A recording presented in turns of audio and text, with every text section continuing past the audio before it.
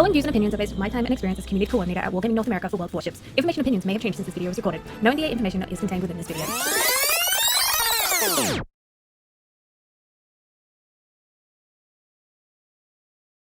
No, I've never tried to torp boost Yoshino. I don't feel like I use my torpedoes enough most of the time. I keep forgetting about them, honestly, to make it worthwhile for me.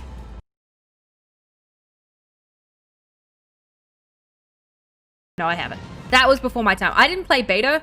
I joined just after release. I joined November 2015.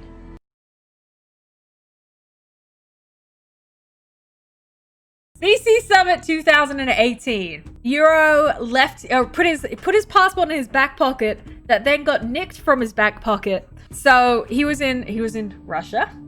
Scary place to begin with anyway. With no passport because it got nicked. He had to go to the embassy, which was in Moscow, and he kind of just got in a cab and went. When Wargaming was like obviously going to organize a car to take him and stuff like that. So the joke is, you know, you don't pull a Euro, you don't get in a random cab and go halfway across Russia. And don't lose your passport. Leave it in the safety deposit box. And you know, if you need a copy of your passport with you, you know, you keep it close to your chest.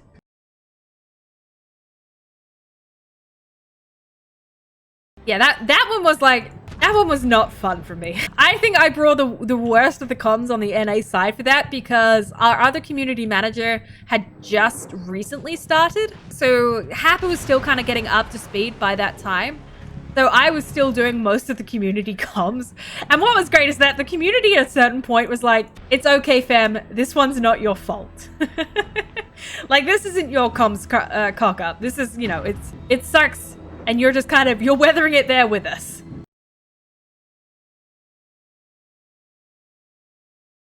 So my role as community coordinator, which was under a community manager role, I asked, hey, you don't feel like I'm there yet. I can respect that. If you don't feel like I'm there yet, then you don't feel like I'm there yet.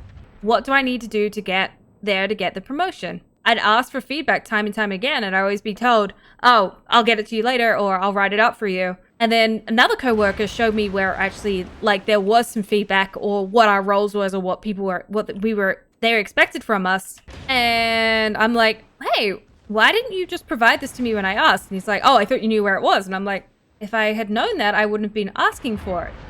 He's like, well, everyone knows what it is. I'm like, obviously I didn't if I was asking for the information.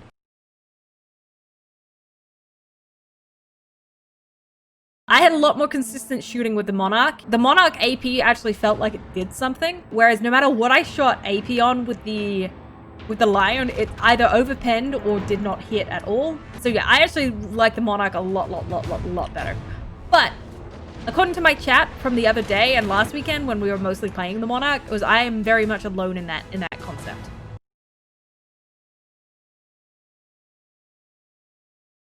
I've never had a company contacted me 3 months after the fact and accuse me of stealing stuff under the premise of, oh, we trust you, but we still need to know where you got something.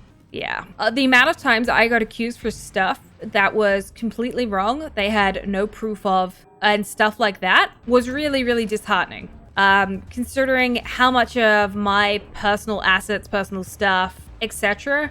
I used for their benefit throughout my employment of 2 years, and I never used my position to further my own personal goals. Never. They were like, oh, where did you get, so back charity campaign for St. Jude. When I was giving away like torpillos and WoW's t-shirts, they were like, where did you get that stuff from? And I'm like, I make the frickin' torpillos, and the t-shirts I bought from the Wargaming store. Like, I didn't take anything that wasn't mine on the way out. Yes, there's some stuff I have that came from the office, but every Wargaming stuff that was in the office was gifted that stuff. So yeah, I have like one of their miniature torpillo things, but every staff in the NA office got one of those when they arrived at the office.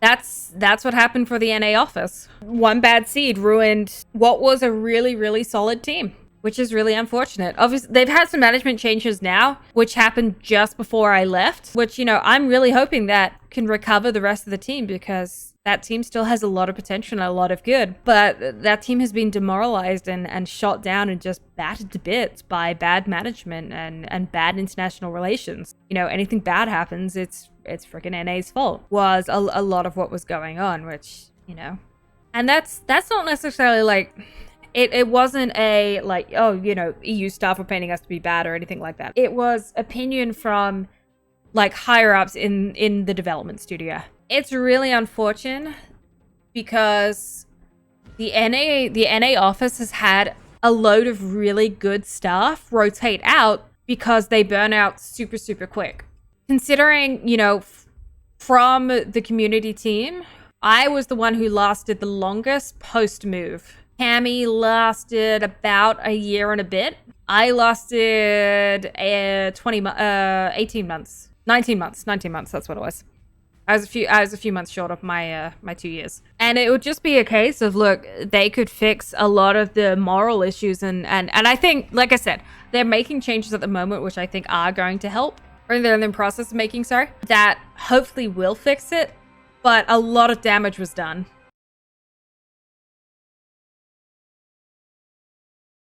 Most of the office called me Fem because my name is a bit awkward to pronounce. Thank you, parents. You guys are great. So if a lot of people, I was like, look, if you just can't pronounce my name correctly, I'd much rather you just call me Fem. Like, a lot of them were interchangeable. I think most of the community team, for the most part, used handles a lot. I think Radar we typically called by name. Cami was 50-50. Karma was 50-50. Yeah, it was hit or miss. I think out of everyone, I got called my handle the most. Again, just because my name is a little bit awkward and not many people can pronounce it correctly consistently.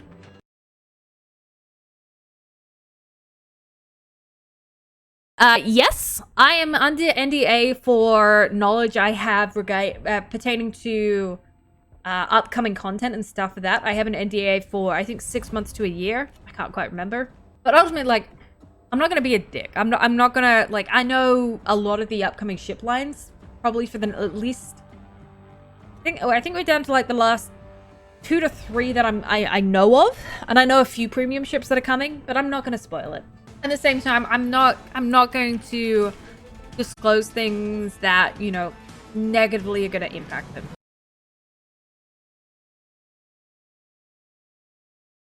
The amount of times I got accused from like using my position for my own advantage was ridiculous. So in the end, I had a lot of the codes for the Anchors Away tour, like code cards, because I would organize all that crap. In the end, I was like, I just gave them back to the head and was like, look, I don't want these because I don't want you to have the impression that I'm stealing stuff.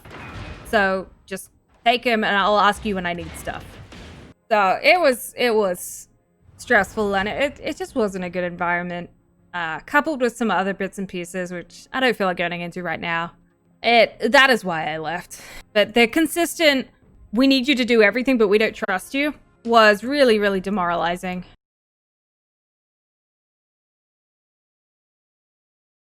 Yeah, that is the issue. You don't have a meta-based player in there. And I was not a meta-based player. I had kind of lower level, medium and level, and like bits and pieces of higher level. Like I knew enough to understand if you guys came with a complaint, but I don't know if that exists anymore. Like I'll be honest, I don't know half a skill level as well as I probably should. So I just don't know. I will say I think my ability to bullshit is a little bit better than his. But I've also, in terms of giving an answer when you don't know the answer, I think my skill for that was a bit better. It's really unfortunate because you had some people who really, really understood the game, understood the player base, knew the player base, and it's not something you can develop overnight, unfortunately. And I think, unfortunately, you lost a lot of that value and that kind of intrinsic game knowledge just doesn't exist in that team anymore. It's one thing, like you could have someone who knows the game to the intimate detail, but in the same breath, if they don't know how to develop community or support community or engage community in terms of this is how you do and do not speak to community, that is also problematic and stuff like that. Again, I'm not interested in stat shaming. But yeah, I think it's a blueberry and tomatoes. But to be fair to the tomatoes, they are new to the game and they never have played it before.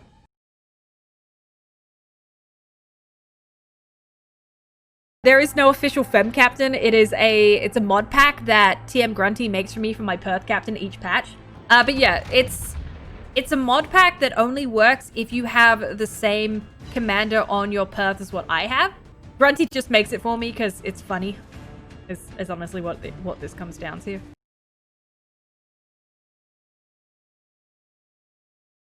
I'm a little too far out to do anything about that, which is why we've kind of been relying on, like, the Shanhawks and the Leander are moving back that way, which is something. I might try and, like, low-key sneak behind and go into their cap in response.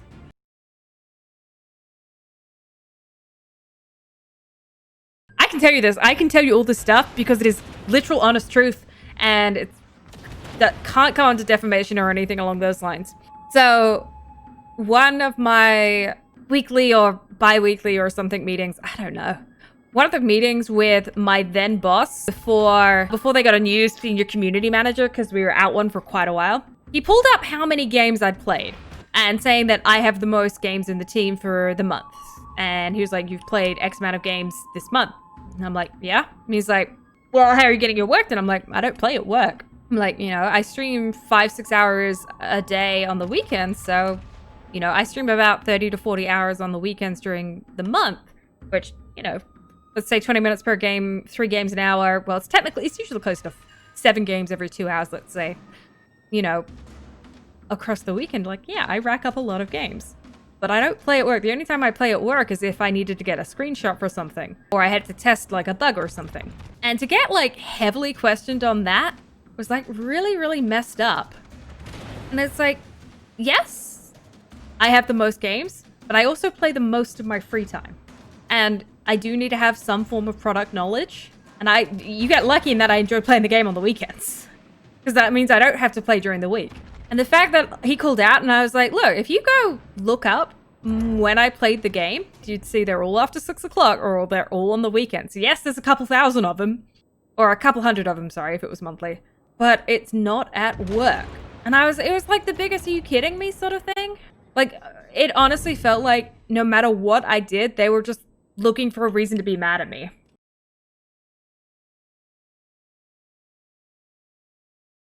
I personally, I don't play with mods. Well, one mod I play with is a cosmetic mod, which is, you know, this. If you haven't seen it before, I have a mod that makes myself the captain of the Perth. Why? Because it's funny. But besides that, I don't play with mods. If you need them, great. I think some mods, such as like the angling mod and the running lights mod, if you need that handicap to kind of get you started, go for it. Like, if you need that kind of while you're learning. But when I see people who have been like playing the game for forever and who know the game well running those mods, I'm like, really, you need that handicap? Like, you're Tiger Woods and yet you need a handicap there. So I think they're a great crutch as you're learning. But I think if you become too reliant on mods, it says something more about your skill. And I think, learn how to do it. But then as you get more comfortable, you should start removing the mods off and see if you can do it without.